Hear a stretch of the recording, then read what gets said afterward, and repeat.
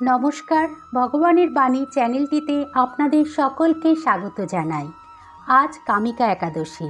এই কামিকা একাদশীর সময় ও একাদশী করলে কি ফল পাওয়া যায় এবং এই কামিকা একাদশীর মাহাত্ম্য কী তা জানতে হলে ভিডিওটি পুরোটি দেখুন।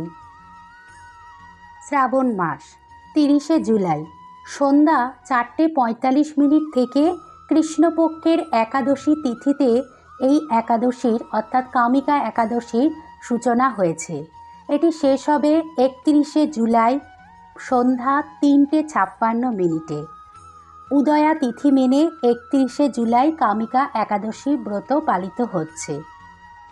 পৌরাণিক ধারণা অনুযায়ী যে ব্যক্তি কামিকা একাদশী ব্রত পালন করে তারা সমস্ত পাপ থেকে মুক্তি পায়।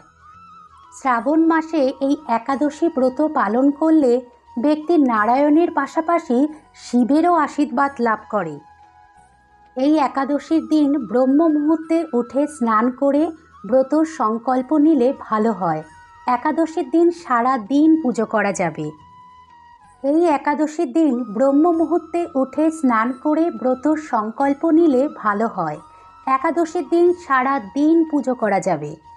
এবছর কামিকা একাদশীতে সর্বাত্ম সিদ্ধি যোগ থাকবে। এই যোগে কোনো কাজ করলে তা সফল হবে। কামিকা একাদশীর ব্রতভঙ্গের সময়টাও জেনে নিন। ব্রতভঙ্গ হবে 1 আগস্ট ভোর 5:43 থেকে শুরু করে সকাল 8:24 মধ্যে ব্রতভঙ্গ করতে হবে। 1 আগস্ট দুপুর 3:28 দ্বাদশী তিথি সমাপ্ত হবে।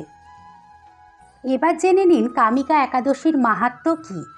কামিকা একাদশীর মাহাত্ম্য সম্পর্কে স্বয়ং শ্রীকৃষ্ণ যুধিষ্ঠিরকে বলেছিলেন, যে ব্যক্তি কামিকা একাদশীতে বিষ্ণুর পুজো করে ও ব্রত পালন করে তার সমস্ত দুঃখ ও পাপ দূর হয়ে যায় এবং জীবনের শেষে মোক্ষ লাভ হয়। গোদান করার ফল লাভ করা যায়।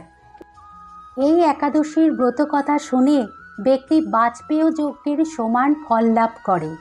কামিকা একাদশীতে বিষ্ণু পুজো করলে কাশী ও পুষ্করে স্নান করার সমান ফল পাওয়া যায়।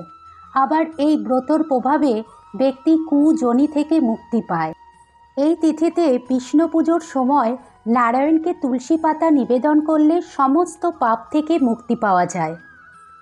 ভগবান বিষ্ণুর কৃপায় সকলে ভালো থাকবেন, সুস্থ থাকবেন। ধন্যবাদ।